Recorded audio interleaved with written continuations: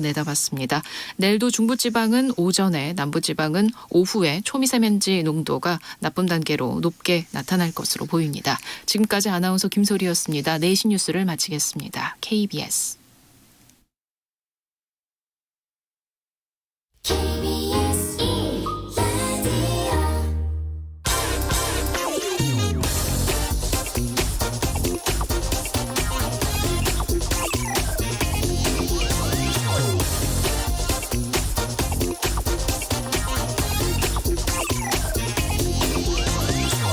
네, 한국 경제는 G7 선진국들보다 더 양호한 상태로 코로나19로 인한 경기 침체로부터 벗어날 듯하다. 어제 블룸버그 통신의 기사 헤드라인입니다. 블룸버그는 올해 한국 경제 2020년 마이너스 1%에 머물 것이지만 이는 평균 4% 마이너스 성장할 것 같은 G7의 다른 선진국들에 비해서는 훨씬 양호하다고 평가했습니다. 그러면서 한국 GDP가 코로나19 이전 수준으로 회복하는 시기를 내년 상반기 정도로 봤는데요. 이는 일본보다는 수년이 앞선다. 이렇게 보도에서 말했습니다. 다시 말해서 일본의 GDP가 코로나19 이전의 수준으로 돌아가려면 수년이 걸릴 것이다. 그런 뜻이죠. 한국 경제가 다른 선진국들보다 상대적으로 양호한 이유가 뭐냐? 블룸버그는 수출 회복, 정부의 경기 부양책 그리고 코로나19 방역의 성공 이 세 가지를 그 이유로 꼽았습니다.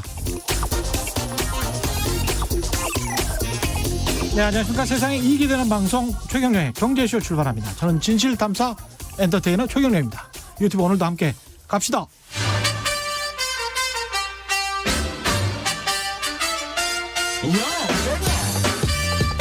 최경영이 원하는 건 오직 정의. 경제 정의를 향해 여러 걸음 깊이 들어갑니다. 최경영의 경제쇼. 네, 코로나19로 인한 경기 침체를 헤쳐나가기 위해서 전 세계 각국들이 경기 부양책을 펼치고 있는데요.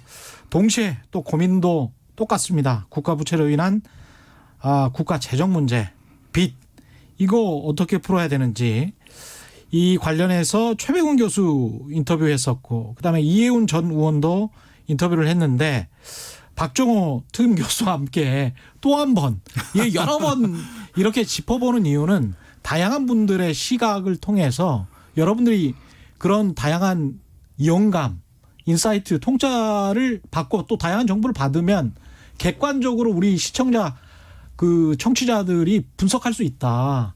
그런 측면에서 다양한 분들의 의견을 선호합니다. 최경영의 경제쇼에서. 그래서 박정호 교수님 나오셨는데요. 오늘은 국가 부채에 대한 오해와 진실에 관해서 말씀드리겠습니다. 그러시죠? 네, 반갑습니다.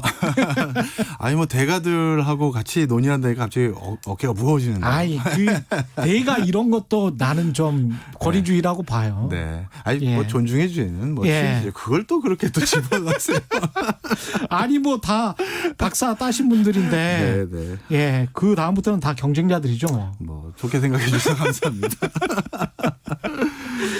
일단 국가 부채 저부터도 좀 혼용을 해서 사용해서 우리가 사실 한국말이 그 중앙정부 왕부터 시작한 그런 나라이기 때문에 국가 부채와 정부 부채와 이런 거를 잘 혼용을 합니다. 맞습니다. 그거를 조금 좀 명확하게 하고 가죠, 일단.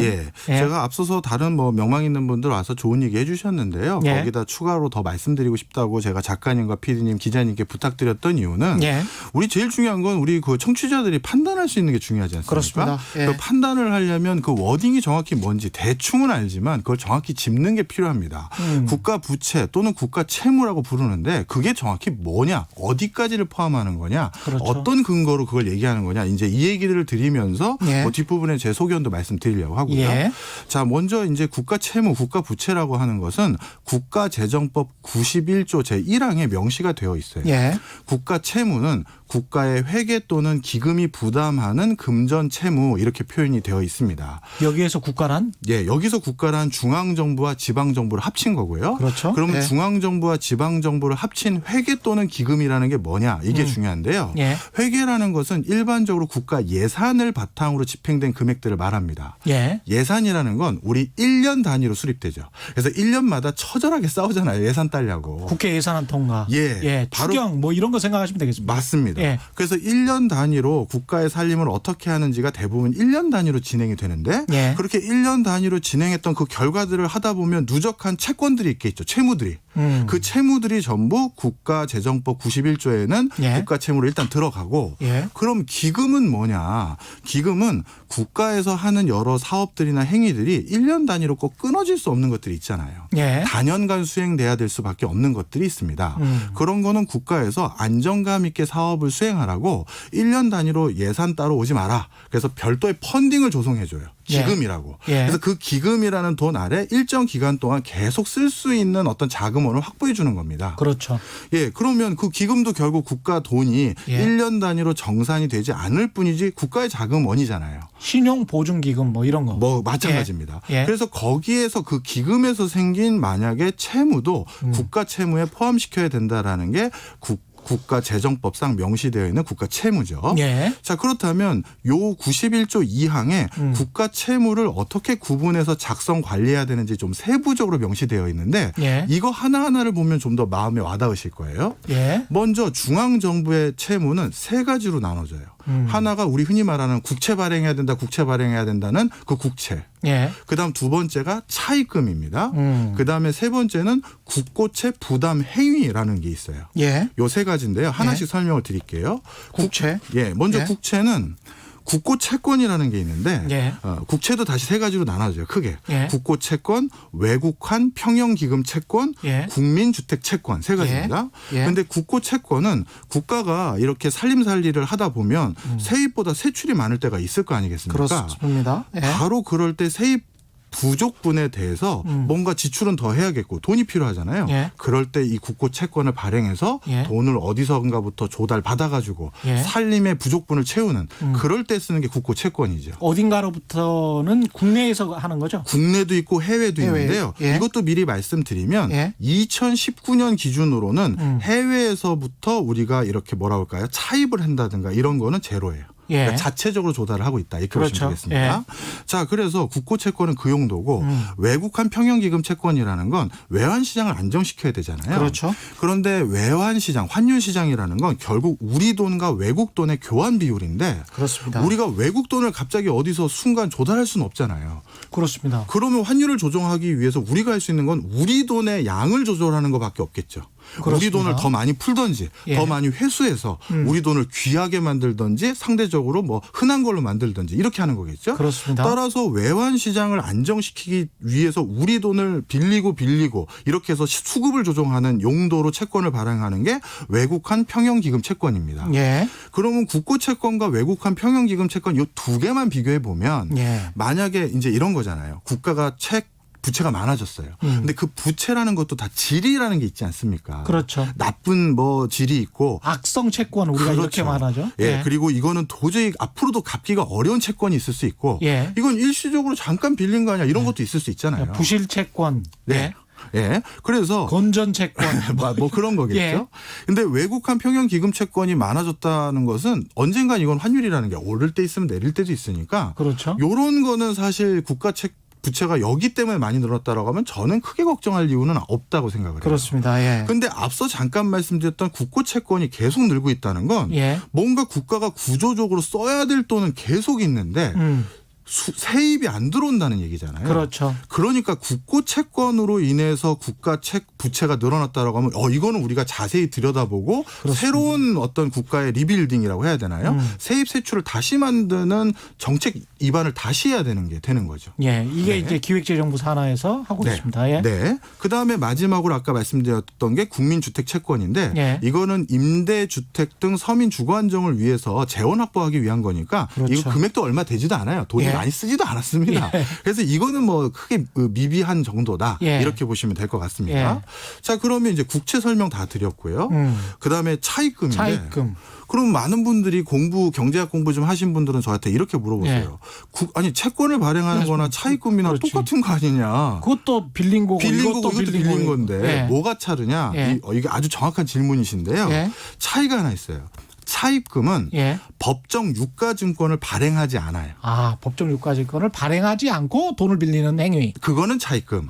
그리고 국채는 진짜 뭔가 채권 증서를 다 나눠주는 거죠. 예. 이거는 국채에 해당되는 거예요. 그 어떻게 해서 차입할 수 있습니까? 네, 차입금은 유가증권을 발행하지 않아도 되는 이유가 서로 간에 워낙 거래 당사자가 공신력 있는 사람들이기 때문이에요. 예. 그 즉 국가가 누구로부터 돈을 빌리냐 하면 예. 한국은행, 예. 그다음에 민간기금, 예. 그다음에 국제기구 예. 여기로부터 돈을 빌릴 때는 굳이 뭐 형식상 채권을 발행하고 받고 그러냐 이런 내용인 거죠. 우리 사이에. 예. 예. 그래서 이거는 국채와 따로 차입금이라는 항목으로 직계 관리하고 있어요. 예. 이 아까 말씀드린 것처럼 해외에서 차입한 거는 2019년 이후 없습니다. 예. 우리는 외국에서 돈을 빌려온 적이 없어요. 예. 네. 그러니까 그런 차원에서 관리를 되게 잘하고 있는 거죠. 예. 예. 그 다음에 마지막에 이제 이해하기 어려우신 부분이 지금 계속 중앙정부의 채무를 말씀드리고 있는 거죠. 예. 마지막 중앙정부의 채무가 국고채 부담 행위라는 거예요. 국고채 부담 행위. 예. 그러니까 국가에 부담을 주는 행위를 했다는 건데 예. 이것도 이렇게 생각하시면 됩니다. 아까 국가 예산은 1년 단위로 집계한다고 말씀드렸잖아요. 예. 근데 정부가 수행하는 사업들 중에서는 단연간 해야 되는 게 있어요. 대표적으로 정부청사를 세종시 어디로 이전을 했는데 한 10년 공사해야죠. 예. 그런데 그렇게 아예 건물을 지을 거면 뭐 예. 캠코나 국가 간의 거래니까 이것도 또 큰 걱정은 안 하는데 예. 그게 아니라 지금 당장 갈 데가 없어서 개인 빌딩 건물주에다가 계약을 한 거예요. 아. 우리가 이 중앙정부 청사를 5년 동안 쓰겠다. 임대를. 예. 그러면 이거는 1년마다 저 임대차 계약을 다시 할 수는 없잖아요. 그렇죠. 그러니까 그렇게 계약도 안 돼 있겠죠. 안 되겠고요. 예. 그러니까 이건 국가 예산이라는 건 1년 단위로 원래 해서 계속 예. 임대료도 포함시켜서 돈을 줘야 되는 게 원칙이지만 예. 이렇게 단연간 국가가 어쩔 수 없이 집행해야 될 행위들 중에서 부채 성격이 있는 것들이 포함되어 있거든요. 예. 방금 말씀드렸던 임대료 같이 예. 이런 거는 국고 채무가 분명 늘어날 행위를 한 거잖아요. 그러네요. 예, 이런 행위는 국회 사전에 동의를 받게 돼 있어요. 예. 내년, 내후년, 그다음 연도에도 이런 돈이 나갈 거예요. 국회 예. 동의를 받고 승인을 얻는 거죠. 이렇게 해서 이건 따로 직계 관리하는데 이 금액은 1조 원이 채 안 돼요. 이것도 별로 크지가 않은 거죠. 예. 그러니까 현재 국가 채무에서 중앙정부 채무로 가장 큰 거는 뭐밖에 없다? 처음 말씀드렸던 국고채권. 그게 제일 큰 비중이다. 이렇게 보시면 되고요. 예. 그다음에 중앙정부 채무는 이렇게 나눠서 관리하고 예. 지방정부 채무는 지방순채무라는 게 있는데 예. 이 지방순채무는 지방채하고 지방교육채에다가 예. 중앙정부 채무 잔액을 차감한 건데 예. 쉽게 얘기해서 실제 지방정부가 갚아야 될 금액만 생각한 게 지방 순채무라는 거예요. 그러네요. 예. 그런데 이 지방 순채무도 이거는요. 지방채는 국가 전체 채무에서 정말 양이 얼마 안 됩니다. 이게 왜 그러냐면 또 예. 많은 분들이 이렇게 의구심을 가지세요. 전체 우리나라에서 재정 자립도가 50%가 넘는 지자체가 거의 없는데 그렇죠. 어떻게 이렇게 빚이 없을 수가 있느냐. 그렇습니다. 이것도 국가가 뭐 통계 조작하기 위해서 사이드로 뺀 거 아니냐 이런 소리 하시는데 이거는 저 지방 부채를 관리하기 위한 법이 정말 엄청 엄격합니다. 예. 그래서 늘릴 수가 없어요. 거의. 어떤 정도냐면요. 예. 지방채를 관리 감독하는 주무부처는 행안부거든요. 예. 행안부는 매년 초에 각 지자체마다 올해는 니네 지자체는 지방채를 얼마까지 발행할 수 있어요라는 그 실링 나름대로 그걸 다 발표해서 나눠줍니다. 상한선을 나눠줘요. 그러고 나면 지방자치단체는 그 안에서만 그거를 활용할 수가 있고 만약에 그걸 초과해서 뭔가 더 발행하고 싶을 때는 어떻게 해야 되느냐. 행안부의 승인도 받아야 되지만 지방의회에도 승인을 받아야 돼요. 아이고. 그리고 그거와 함께 그걸 갚기 위한 5년 단위의 계획서를 전체를 작성해서 제출해야 되는데 통과하기 쉽지 않겠는데. 쉽게 얘기해서 하지 말라는 얘기죠. 하지 말라는 얘기입니다. 그러다 보니까 우리나라 국가 채무에서 지방자치단체 채무의 비중은 굉장히 미비해요. 이따 세부적인 숫자를 말씀드릴 거예요. 그렇습니까? 네. 그러니까 실제 지방정부 채무가 아니라 우리 국가 채무는 다 중앙정부의 채무다. 일단 구조적으로는. 저는 저 지방에 내려가면 무슨 신청사 짓고 그런 곳이 많아서 저 다 돈 낭비하고 예산 낭비한 거 아닌가 그런 생각이 드는데 그런데도 불구하고 부채가 그렇게 많지 않군요. 네, 국가 정부의 채무에 비하면 정말 미비합니다. 자, 그러면 예. 방금까지 말씀드린 거는 예. 국가 채무라는 어떻게 보면 카테고리를 정리해 드린 거고 예. 그러면 우리가 이제 신문 지면상에서 국가 채무라는 것을 뭐 집계해서 발표한 거 있잖아요. 예. 뭐 GDP 대비 몇 %다, 뭐 OECD와 비교해서 몇 등이다 있잖아요. 그렇죠. 이거는 국가 채무 지표들을 바탕으로 말씀드린 건데 네. 이번에는 이제 국가 채무 지표들을 좀 하나씩 배워보도록 하겠습니다. 지표. 예. 근데 네. 저는 어느 정도 이해를 하는데요. 정홍익님 문자가 너무 어려웠나요? 어렵다. 이렇게 왔거든요. 네. 약간 속도를 좀 줄여주시고, 그럴까요? 네. 예. 오늘 그다음에 조금만 더 친절하게 설명을 해주시면 하나씩. 지금까지는 중앙정부 채권에서 중앙정부 부채에서 국고채, 차입금, 그다음에 국고채, 부담행위 이렇게 예. 세 가지로 나뉘어서 설명하셨고 지방정부 부채는 별게 없다라고 네. 말씀하셨습니다. 네. 예.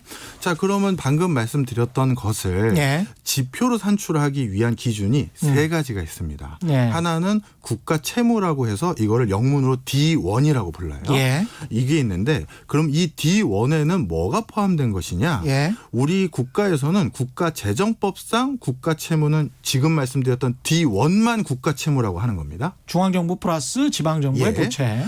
여기에서는 방금 지금 정답을 주셨어요. 예. 네.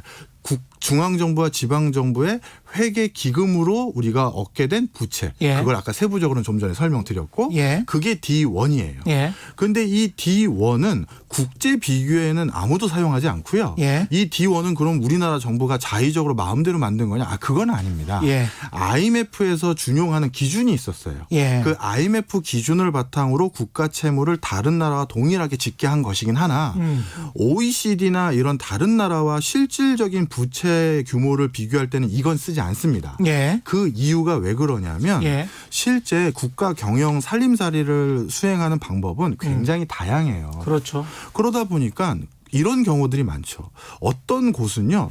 이게 정부기관이야 민간기관이야 애매한 곳들이 있죠. 물음표 들어가는.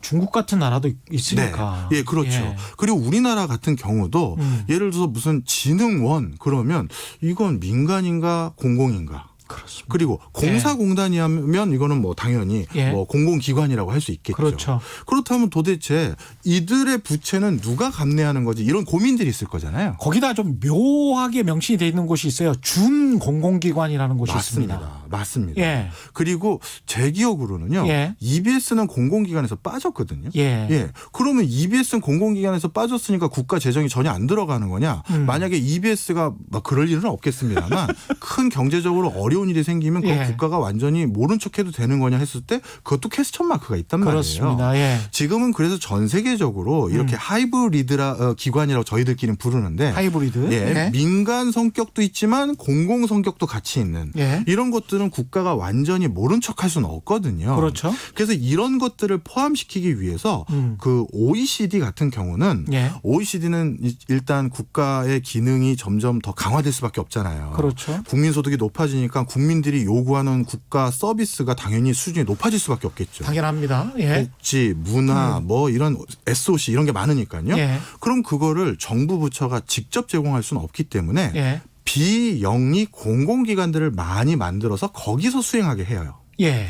그래서 OECD는 예. 이거는 국가가 행정적으로 구분해서 국가의 기능을 수행하는 권한을 일부 넘겨준 것이니 예. 이거는 국가 채무로 포함시켜야 된다 생각을 한 거예요. 합당하네요. 비영리 공공기관의 그 채무까지는. 그러니까 우리나 선진국들이나 그런데 우리가 조금 더 그런 상황이 더 많을 거는 같습니다. 맞습니다. 예. 자, 그래서 이 D1이라고 아까 부르는 거기에다가 예. 비영리 공공기관의 채무를 합친 게 D2. 예. 이거를 일반 정부 부채라고 불러요. 일반 정부 부채. 예, 이걸 D2라고 부릅니다. 예. 그리고 신문 지면상에서 OECD 보고서 등을 통해서 국가 간의 비교가 일어나는 거는 전부 D2다. 이렇게 예. 보시면 되겠죠. 예. 자, 그리고 D3가 있어요. 잠깐만요. 예. 네. 이지연님 노트에 적으면서 들으니 이해가 가요. 이렇게 말씀하셨는데요. 정말 감사합니다. 예. 이게 제가 할 때. 저도 지금 노트에 종이에 적어가면서 지금 듣고 있거든요. 예. 그러니까 최경영의 경제쇼 들으시는 분들은 가급적이면 공부하는 습관으로 이렇게 들으시면 좋습니다. 이게 그냥 쓱 넘어가기는 좀 어려운 문제긴 하지만 또 중요한 문제예요. 반드시 아셔야 돼요. 중요한 문제여서 꼭 우리 유권자분들이 아셔야 됩니다. 예. 예. 저도 웬만하면 어려운 얘기하는 거 싫어하는 스타일인 거 아시잖아요. 예. 근데 정말 중요해서 예. 말씀을 드리려고 오늘 작심하고 가져왔습니다. 예. 자, D3는 D3가 있습니다. 또. 예. 이거는 방금 D2에다가 예. 비금융 공기업이라는 걸 또 더한 겁니다. 비금융 공기업. 그러니까 아까 예. 비영리 공공기관은 예. 완전히 정부와 같은 어떻게 보면 대민 서비스를 하는 곳이었어요. 예. 근데 비금융 공기업은 영리도 어느 정도 할 수 있다는 거죠. 뭐 한국전력 같은 그런 그렇습니다. 것들. 예. 예. 그래서 이 비금융 공기업까지 포함시켜서 D3라는 것을 발표하는 나라가 예. OECD 국가 중에서는 딱 7개만 있어요. 왜냐하면 예. 그 7개 국가들의 공통점이 국가 주도 경제 모델을 가지고 있는 국가들이에요. 왜냐하면 국가가 직접 나서서 챙겨야 될 것이 많다라고 생각하면서 그런 기조 속에서 국가를 발전시켜 왔던 나라. 그런 역사가 있는 그렇죠. 나라죠. 그거 어쩔 수가 없죠. 그거는. 어쩔 수가 없죠. 예. 그러니까 그런 나라들 입장에선 어디입니까 거기가? 우리나라, 예. 멕시코 예. 뭐 이런 나라들이 몇 군데가 있어요. 예. 2차 세계대전 이후에 이제 경제 발전을 해야 됐던 나라들이군요. 맞습니다. 예. 바로 이렇게 D3를 발표하는 나라들 같은 경우는요. 예. 어떤 그러니까 심리냐면 다른 나라도 안 하는 걸 우리가 왜 집계해서 발표하냐 이렇게 생각하실 수가 있는데 예. 그들 나라도 나름대로 이것도 분명 우리는 국가의 범주 안에 들어가서 우리가 챙기고 있었던 건데 그렇죠. 이 부채까지 우리가 나중에 남몰라 할 수는 없지 않냐. 예. 그렇다면 우리가 이쪽 부분은 얼마나 늘고 주는지를 확인해 보자라는 차원에서 굉장히 선의인 거죠. 그러네요. 네. 예. 그런데 우리나라도 이 D3를 국가가 누가 시킨 것도 아닌데 자체적으로 매년 집계해서 발표하고 있다는 건 관리를 할 생각을 가지고 있다는 거예요. 그러네요. 예. 예. 우리 쉽게 그렇게 할 수도 있잖아요. 외국도 안 하는 지표인데 우리가 왜 해요? 이럴 수도 있는 거지만 예. 하고 있잖아요. 예. 그러니까 이건 분명 국가가 나름대로 암묵적인 책임을 포함하고 있는 범주로 생각하고 있는 겁니다. 근데 잠깐만 여기에서 네. 급 질문. 가령 미국 같은 경우에 디트로이트 시티가 파산 선고를 했습니다. 네. 그런데 그거를 그냥 연방정부에서 그래 파산해 어쩔 수 없어 이렇게 된 거잖아요. 네. 그러면 아까 그 디트로이트 시티 같은 경우는 D1에 속합니다. D1에 속합니다. 그렇죠? 네. 그러니까 중앙정부, 지방정부의 지방정부에 속하는데 이렇게 어떤 나라들은 지방정부도 파산이 불가피하면 파산하라고 해버리는 나라가 있고 네, 맞습니다. 어떤 나라는 저 밑에 있는 공기업까지 끌고 갈 수밖에 없다. 뭐 이런 나라들도 네. 있겠죠. 예. 근데 나중에 그 경제적인 상황이 변하면 네. 그건 모른 척할 수도 있는 거 아닙니까? 지금 아주 중요한 질문을 하셨어요. 예. 얼마 전에 저도 우리나라 뭐 민간 연구소에서 예. 우리나라 국가 부채가 늘어나서 국가 신용 등급이 떨어진다라고 표현을 했는데 예. 원래 이렇게 국가 신용 등급을 매기는 우리 평가 회사들이 예. 자신들의 산식을 공개한 적이 없어요. 예. 그래서 그게 반드시 그렇게 확정적으로 얘기할 수가 없고 그렇죠. 또 한 가지는 예. 국가 신용 등급을 평가할 때는요. 예. 국가잖아요. 예. 그러니까 국가 신용 등급을 평가할 때는 정부 신용 등급을 평가한 게 아니라 국가 신용 등급을 평가했기 때문에 그렇죠. 뭘 다 보냐면 예. 민간 부채, 기업 부채, 정부 부채를 다 봅니다. 이걸 왜 무디스나 이런 곳에서 할 때. 네, 맞습니다. 이걸 왜 다 보냐면요. 예. 사실 경제가 어려워졌을 때 우리가 통상적으로 일어나는 현상이 부채 총량은 바뀌지 않고 부채 주인만 바뀌게 하는 경우가 많아요. 그렇습니다. 대표적으로 기업이 부채가 많아졌고 가계가 부채가 많아졌어요. 은행이 또 하는 경우죠. 예. 그럴 때 예를 들어 대표적으로 글로벌 금융위기 때 미국이 그래서 결국 어떻게 했습니까? 그 기업 부채, 민간 부채를 국가가 떠안았죠. 맞습니다. 그래서 예. 국가 부채로 바꾼 거예요. 그러니까 부채 총량은 똑같은데 야 너희들이 지금 완전히 떨어져 나가면 안 되니 일단 우리가 수용해 줄게. 예. 이렇게 해준 거죠. 그렇죠. 그럼 그 국가가 가지고 있는 전체 부채 양은 크게 달라진 건 없거든요. 예. 따라서 이런 국제적인 신용평가 회사들은 통상적으로 정부 사이드 따로 국민 따로 그 기업 따로를 보는 게 아니라 함께 보는 게 통상적이에요. 예. 그러면서 그런데 그런 것들과 관련된 연구를 한 학자들은 돌이켜 봤더니 회계 예. 분석을 해봤더니 저개발 국가 같은 경우는 국가 부채가 예. 국가만 따로 띄었을 때 예. 국가만 따로 띄었을 때 국가 부채가 GDP 대비 90% 이상이 됐을 땐 정말 많이 신용 등급에도 영향을 주는 것 같더라. 저개발국들은 예, 저개발국들은 예. 그런데 그 이상 뭐 선진국들은 그거보다는 좀 더 높을 것이고 예. 이렇게 발표한 연구들은 있어요. 예. 그렇지만 이것도 말 그대로 연구죠. 연구죠. 예. 그들 무디스나 S&P가 우린 진짜 그렇게 한다고 말을 한 적은 없죠. 없어요. 예. 그러니까 이거는 좀 우리가 정확하게 워딩을 좀 예. 조심하실 필요가 있다. 그리고 항상 어떤 나라의 경제가 어려워지면 정부가 민간 부채를 떠안아가기도 하고 예. 반대로 아주 특이하게 정부 부채를 민간에 떠안긴 적도 있어요. 그러네. 언제냐면 예. 일부 그 유럽 국가들이 유로존에 가입하기 위해서 정부 부채를 아주 급박하게 민간에 떠넘겼습니다. 아, 그 수준을 맞추기 위해서. 맞습니다. 예. 유로존에 가입하려면 예. 국가 부채가 GDP 대비 60%로 맞추라라는 강령이 있어요. 그 그랬었죠. 룰이. 예. 그런데 아일랜드를 비롯해서 몇 개 나라들이 예. 이게 안 되는 거예요. 예. 그래서 국영 기업이라고 해야 되나? 몇 개 이제 국가의 부채를 안고 있었던 법인격을 예. 민간화 시켜버린 거예요. 그러니까 미치겠다. 이게 국가의 돈과 부채와 예. 민간의 돈은 예. 서로 급하면 돌리는 거예요. 예. 어떻게 국가 따로 개인 따로가 있겠고 국가 따로 기업 따로가 어떻게 있을 수가 있습니까?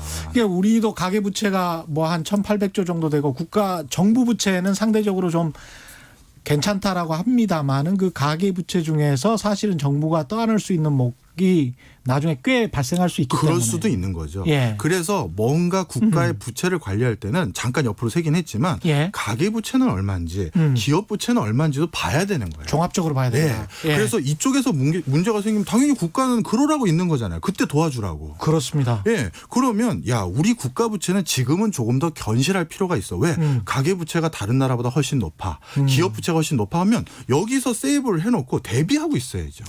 네. 그러니까 이게 단순히 국가 부채만 볼 일은 절대 아니에요. 그러니까 우리가 지금 정부 부채 수준이 한 45% 수준으로 OECD 중에서는 아직도 괜찮다고 해서 네. 가계 부채는 굉장히 높기 때문에 네. 예, 가계 부채는 뭐 GDP 한 100% 정도 되니까 그쪽에서 뭔가 문제가 발생을 한다든지 부동산 가격이 내려가서 그게 은행으로 전이될 가능성이 높다든지 하면 정부가 재정 지출을 더하던 예. 정부 부채를 감내하더라도 그거를 갚아줘야 되는 거죠. 그렇죠. 안 그러면 결국 그게 예. 그런 민간 부분에 어떤 분들이 만약에 뭐 안 좋아져서 차상위 소득계층으로 내려가거나 그러면 또 복지 지출로 또 다른 형태로 또 나가야 되거든요. 맞습니다. 그러다 보니까 하여튼 이렇게 맞물린다는 거 이것도 예. 꼭 기억을 해 주셔야 되고. 아, 좋은 포인트입니다. 네. 예. 자, 좋은 질문을 해 주셨으니까. 좋은 포인트입니다. 예. 자, 그럼 다시 국가 지표상으로 이제 좀 구분을 해보자고요. 예. 자, 그러면 아까 D1으로 구분되어 있던 국가 채무는 얼마냐? 제가 코로나 이전까지 그래도 국가가 안정적으로 관리했었던 2018년도까지를 기준으로 제가 가져왔어요. 예. 코로나라는 급박한 상황에 대해서는 제가 좀 이따 다시 말씀드릴 예. 거고 그 D1을 기준으로는 660조 GDP 대비 38.2%를 기준으로 삼고 있습니다. 한국이요? 예, 한국이요. 그다음에 D2 아까 말씀드렸던 비영리 공공기관을 포함했을 경우 예. 이렇게 되면 735조로 증가를 해서 GDP 대비 42.5%가 돼요. 예. 그러니까 D1과 D2의 차이가 75조 원 정도 되는 거죠. 예. 생각보다 그렇게 많지 않군요. 많지는 않은데 예. 비영리 공공기관이라는 숫자를 생각하면 그 숫자 대비 이 75조 원은 또 큰 거이긴 하죠. 아, 네. 그렇습니까? 그렇죠. 예. 전체 금액은 국가에서 감내할 수 있어요. 예. 75조 원은. 예. 근데 비영리 공공기관이라는 숫자 이따도 말씀드리겠지만 예. 그거에 비하면 이 숫자는 큰 아니 거죠. 이따 말씀하시지 말고 지금 말씀해 주시면 안 돼요. 왜냐하면 시간이 지금 한 그렇군요. 20분밖에 안 돼서. 알겠습니다. 예. 이게 순서가 좀 있어가지고 예. 전체로 따지면 한 200여 개 정도 됩니다. 아. 그러니까 200여 개가 이렇다는 거는 200여 개가 한 75조면 맞네. 많은 거죠. 많은 거죠. 네. 예. 그래서 이 기관 숫자가 중요하다는 게 바로 그거고요. 예. 그다음에 D3 우리나라랑 7개 국가만 발표한다는 예. 이거를 하면 이게 확 높아져요. 예. D3는 1044조가 돼요. 그럼 아까 D1 진짜 예. 국가재원법에서 국가 채무로 명시한 게 660조니까 예. 거의 2배 조금 안 되는 숫자인 거죠. 그렇죠. 예. 예. 그러면 D3는 아까 말한 비금융 공기업 부채를 포함시킨 거니까 그렇죠. 우리나라는 그만큼 공기업이라고 불리우는 그 섹터에서 예. 경제 활동을 굉장히 다양하게 수행하고 있었고 그렇죠. 그리고 거기서 유발되는 부채가 굉장히 크다라는 걸 알 수가 있습니다. 우리 사실 포철, 한전 다 생각해 보시면 옛날에 됩니다. 다 공기업이죠. 예. 네. 자, 그래서 그러면 지금 정적으로는 이런 상태인데 증가율도 봐야 되지 않겠습니까? 예. 특히 국가 부채는 자기 증식성이 좀 있어요. 무슨 얘기냐면 자꾸 늘어나갈 수밖에 없는 특성들이 여러 가지가 있어요. 예. 이게 전 세계적으로 그렇습니다. 예. 자, 그래서 그 추세가 갑자기 줄어들기라는 건 사실 여간하지 않고선 쉽지는 않아요. 그렇겠죠. 그런데 이제 D1의 연평균 증가율은 7.8%입니다. 예. 그런데 D3의 연평균 증가율은 5.6%인데 예. 그러면 D3는 5.6%니까 훨씬 더 적네요. 이렇게 생각할 수가 있습니다만 예. 이거는 지난 한 2011년부터 2015년 그 사이에 공기업 부채를 국가에서 정말 철저히 관리 감독했었거든요. 예. 예. 그래서 그때 굉장히 대폭 낮춰서 여기까지 내려온 겁니다. 예. 아까 1044조라는 게 그때 진짜 공기업 재직하시는 분들에게는 이런 표현 쓰시더라고요. 그분들은.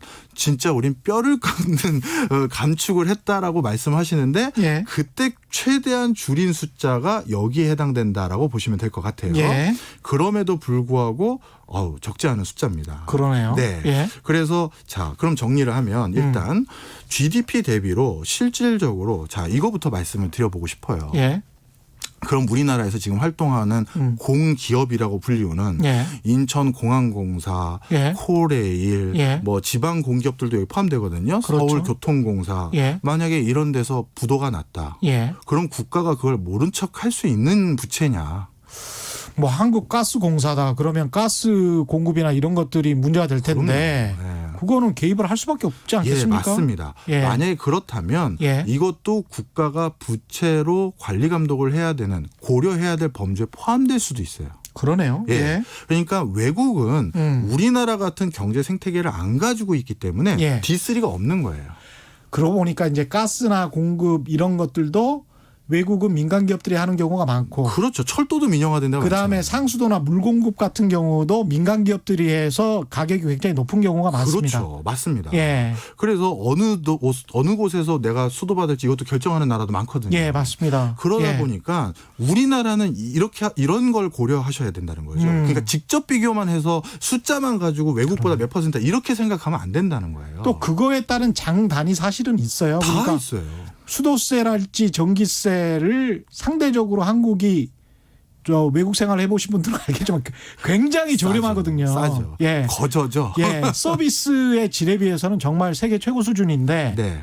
그럼에도 불구하고 그거를 제공하는 그런 서비스를 제공하는 공기업들의 부채는 계속 올라가고 있었던 건 사실인 거거든요. 네, 그렇습니다. 그런 점들은 이제 상호 생각을 좀 해보셔야 될 것 같습니다. 네, 예. 그건 그것까지 포함하면 GDP의 60%다. 그렇습니다. 예. 네.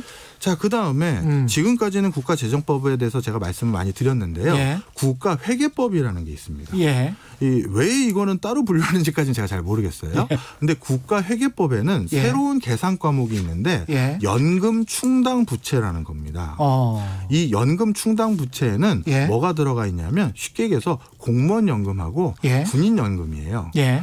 이 연금 충당 부채에 해당되는 공무원 연금, 군인 연금은 앞으로 군인과 공무원들이 예를 들어서 잔존 여명을 다하실 때까지 예. 국가가 연금을 지급하기로 약속했던 금액들이 여기에 포함된 거죠. 그렇죠. 그렇죠. 예. 자, 그런데 OECD 모든 국가들이 연금 충당 부채는 국가 부채에서 뺍니다.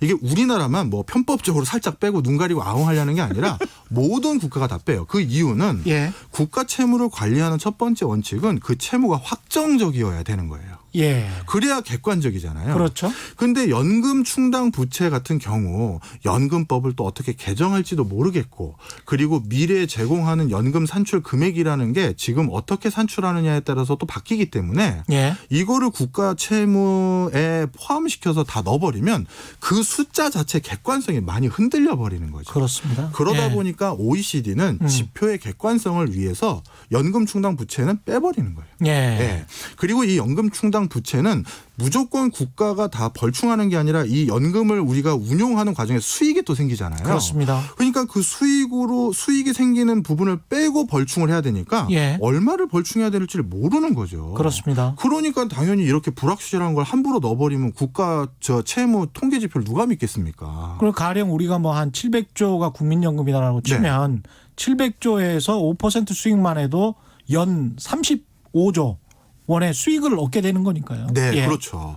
그런 이유로 인해서 이게 무슨 눈 가리고 아웅하려는 게 아니라 예. 모든 국제사회가 그래서 연금 충당 부채는 뺍니다. 예. 자, 그런데 이거는 우리나라뿐만 아니라 유럽의 많은 국가도 같이 고민하는 이슈예요. 예.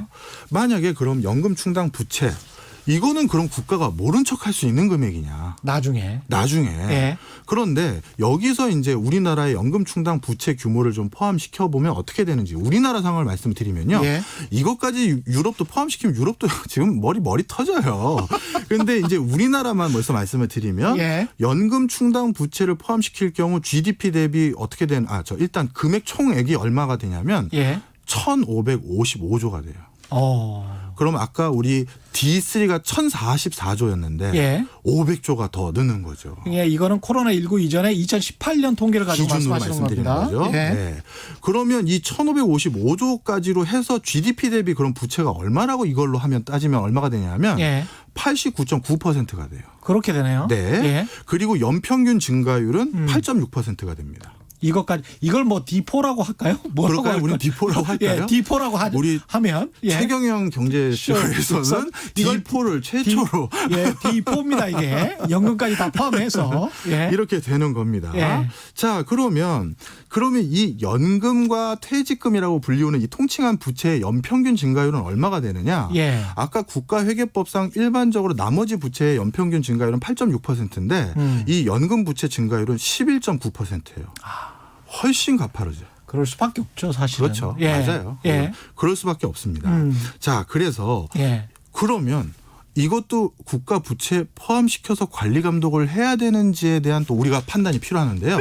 여기서 더 뼈아픈 게 있어요. 예. 이 연금 충당 부채에는 예. 뭐가 안 들어가냐면 국민연금이 안 들어가요. 즉 우리 국가법 법에서 예. 공무원 연금하고 그다음에 군인 연금은 부족분이 생기면 예. 정부의 일반 재원으로 보충해 주겠다고 명시되어 있어요. 그렇죠. 그러니까 예. 만약에 아까 말씀드렸듯이 만약에 올해 공무원 연금을 지출해야 될 금액이 얼마가 정해져 있는데 예. 세원으로 그게 확보가 안 돼요.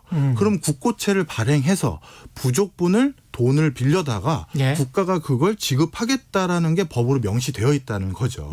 그러니까 공무원 군인 연금의 부족분은 국가 부채로 바로 이어질 수 있는 법적 근거가 있는 거죠. 그렇습니다. 그런데 국민연금하고 사학연금의 부족시는 국가가 보존 의무를 명시하고 있지는 않아요. 그걸 자꾸 그래서 주권자들이 국민연금도 법에 따라 명시해달라. 그렇죠. 예. 그렇지만 저는 예. 설마 국가가 그동안 나를 배신하겠느냐라는 생각으로 예. 안 넣었지만 예. 이것도 당연히 국가가 벌충해 주지 않겠냐고 생각하는 거예요. 다른 나라들은 법으로 명시하는 나라들이 있습니까? 반은 명시돼 있고 반은 안 됐다고 해도 과언이 아닙니다. 아, 그래요? 국가마다 또 다 달라요. 예. 그러니까 이 국가 채무라는 것을 다른 나라랑 숫자로만 절대 비교하면 안 된다는 거예요. 그렇죠. 예. 예.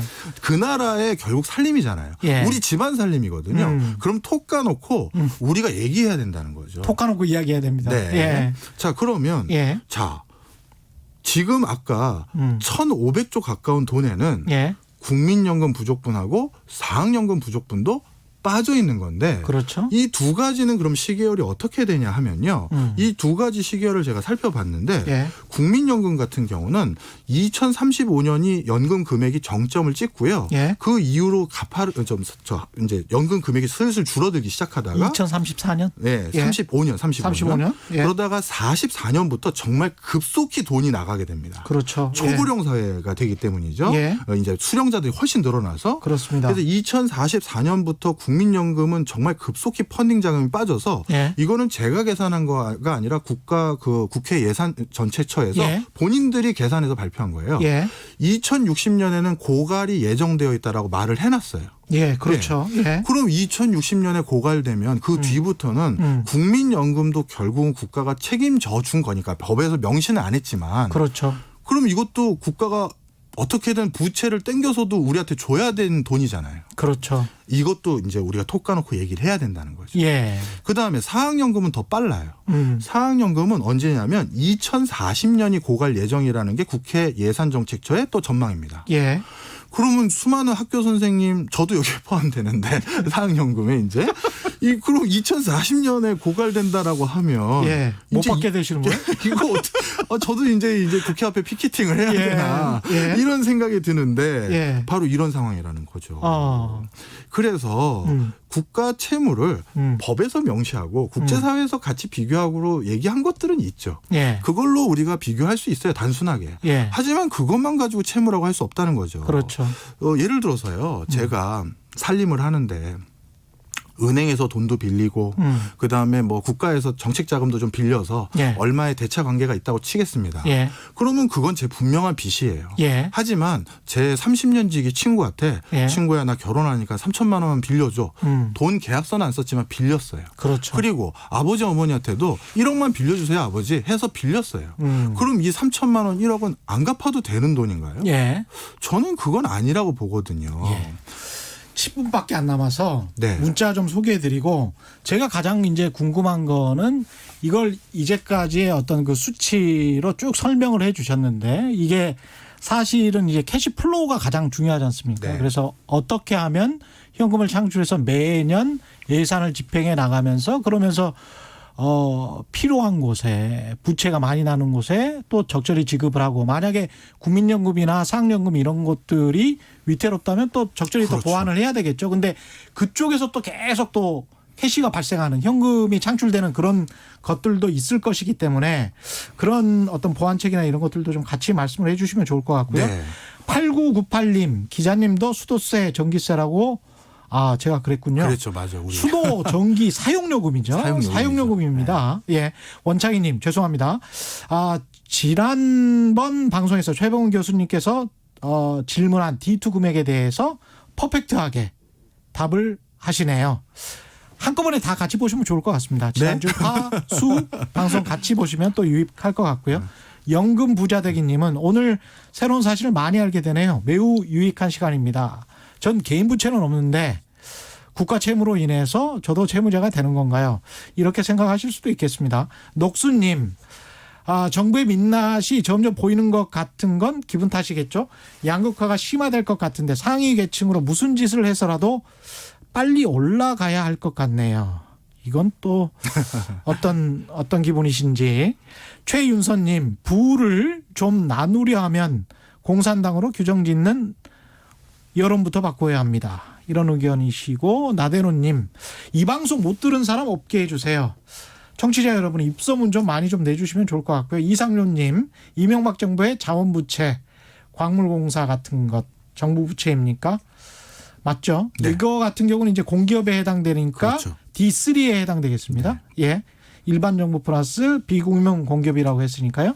카미리님, 예, 내가 유튜브 방송 수없이 많이 봤는데 이거 시청자들 수준이 가장 높은 것 같습니다. 정말 감사드립니다. 예. 이렇게 함께 가기 위해서 굉장히 노력했습니다. 예. 0327님, 9578님, 김현정님, 장호민님, 진희철님 너무 많으세요. 1580님까지 YK님, 조무선님, 정정희님, 노래조아님 이 시간에 경제 공부 정말 좋아요. 공책이 늘 함께합니다. 이렇게 하셨습니다. 아둥이님 교수님 기업이 뭐 이렇게 예 정리를 좀 해주셔야 될 것 같아요. 네. 한 7, 자, 8분 그러면 남았습니다. 이제 예. 국가 채무는 어느 정도 이제 좀 이해를 시켜드린 예. 것 같고, 예. 그럼 그걸 어떻게 쓰고 그렇죠. 어떻게 해야 되는지가 효율적이냐인데요. 예. 자, 일단 이렇게 말씀드리고 싶습니다. 지금 코로나19는요. 예. 전쟁이 일어나지만 않았을 뿐이지 예. 외국에선 다 전시에 준하는 상황이라고 생각을 합니다. 본인들도 단어를 전쟁이라고 써요, 그냥. 네, 맞아요. 예. 예. 우리나라는 정말 앞에 우리 기자님께서 말씀해 주신 것처럼 예. 방역을 너무나도 잘 컨트롤해서 예. 덜 피해가 와서 진짜 정말 농담이 아니라 체감을 좀 덜하는 나라예요. 예. 외국에 비해서는. 예. 외국은 경제 성장률이 10% 이상 빠졌다. 이건 전쟁에나 일어나는 일이거든요. 그렇죠. 그렇기 때문에 이럴 때 정부가 재정 지출을 파괴적인 수준으로 늘려서라도 이 소나기가 오는 건 피해야 된다라는 그 컨센서스가 다 있어요. 예. 근데 이제 우리나라는 상대적으로 피해가 조금은 덜하다 보니까 그렇죠. 야, 이 정도는 그래도 견뎌보자라고 하는 학자들도 계시고 무슨 소리냐. 지금도 마이너스 %인데 서민들이 얼마나 힘든지 소상공인들 힘든 걸 아직 모르냐라는 그렇죠. 말씀도 하세요. 예. 저는 개인적으로는 후자에 더 가깝습니다. 지금 정말 어려우세요. 오히려 대로변에 있는 상가들은 멀쩡하니까 잘 체감을 못 하실 수 있는데요. 예. 대로변의 상가들은요. 개인이 하는 게 아니에요. 우리 그 영수증 끊어보면 다 주식회사라고 써 있습니다. 그렇습니다. 그거는 우리가 서민들이라고 볼 수 있는 곳이 아니고요. 상호가 달라요. 그럼요. 예. 예. 서민들은 뒷골목에 진짜 내가 혼자 그거 다 하고 하는 그런 분들인데요. 한번 슬쩍 뒷골목 들어가면 이제 임대문이라고 써 있는 데가 너무 많아요. 그렇죠. 네. 그래서 저는 이럴 때 이런 소나기가 올 때는 진짜 피해가는 게 맞다라고 생각이 듭니다. 예. 자, 그런데 문제가 또 생겼어요. 음. 뭐냐 하면 국가가 여러 가지 이런 소나기를 피하기 위해서 추경이다 해서 예. 추가적인 재정 지출을 하겠다고 어렵게 펀딩을 만들어서 했는데 예. 그것도 넉넉하든 넉넉하지 않든 일단 뭐 한 게 있잖아요. 예. 그런데 그 돈의 집행률을 봐야 된다는 거죠. 추경으로 지금 잡아놓은 금액도 잘 못 쓰고 있어요. 예. 이게 문제라는 거죠. 예. 돈을 만약에 이것도 부족하니 경기를 살리자라고 더 주는 그 논의를 하려면 앞에서 우리가 재정 지출을 하기로 했던 그 내용에 대한 집행률이라도 다 썼다. 그런데도 경기가 안 산다라는 뭐 논조가 있어야 되는데 앞에 거도 지금 집행이 안 되는 거예요. 이제 사업 시작하는 것들도 많더라고요, 네. 진짜. 예. 그러면 그게 왜 일어나는 거냐? 통상적으로 이렇게 국가가 수십 조에 해당되는 돈을 갑자기 지출을 한다고 하더라도 예. 국가 돈을 그렇게 무턱대고 그냥 마음대로 쓸 수 있는 건 아니에요. 무슨 얘기냐? 그렇습니다.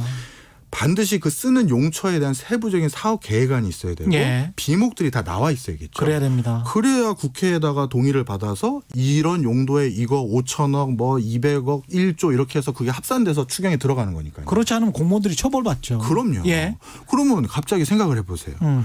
갑자기 국가에서 지금 코로나처럼 당혹스러운 시기에 급박하게 돌아가는 상황에 추경으로 뭐 몇십 조를 하겠다라고 예. 했었을 때 갑자기 몇십 조의 사업 계획서를 한두 달 만에 뚝딱 만들어낸다? 불가능해요. 거기다 그게 이제 부실 사업 계획서일 가능성이 높고요. 그렇죠. 예. 그래서 통상적으로 어떻게 하냐면 원래 원칙은 그런 추경을 위해서 이번 코로나19에 부합하는 사업을 만들려면 예.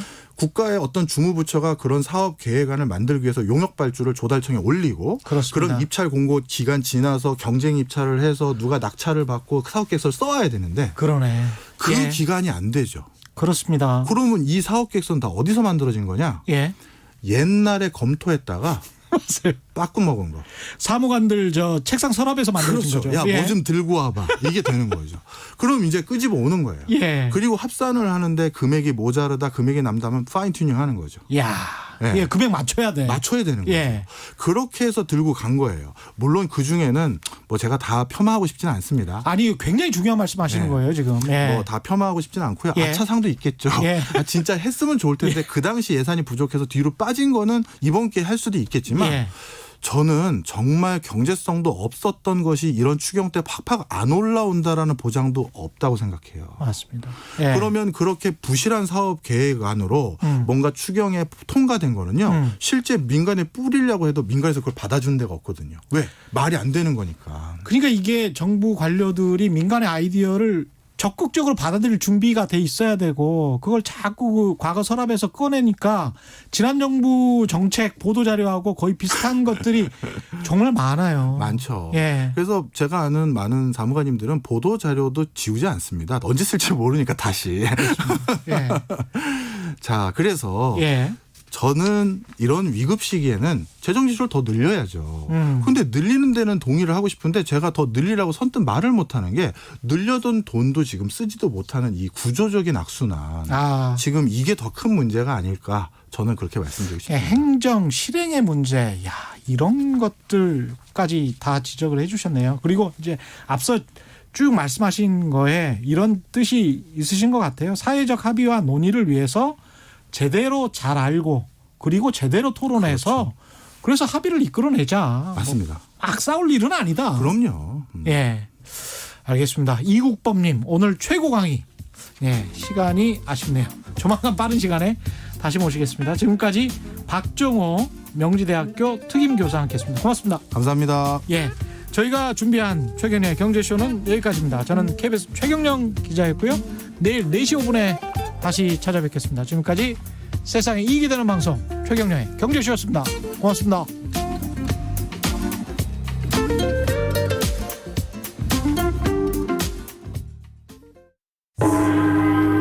왜 이러시는가 조금 잘 잠재우시길 바랍니다.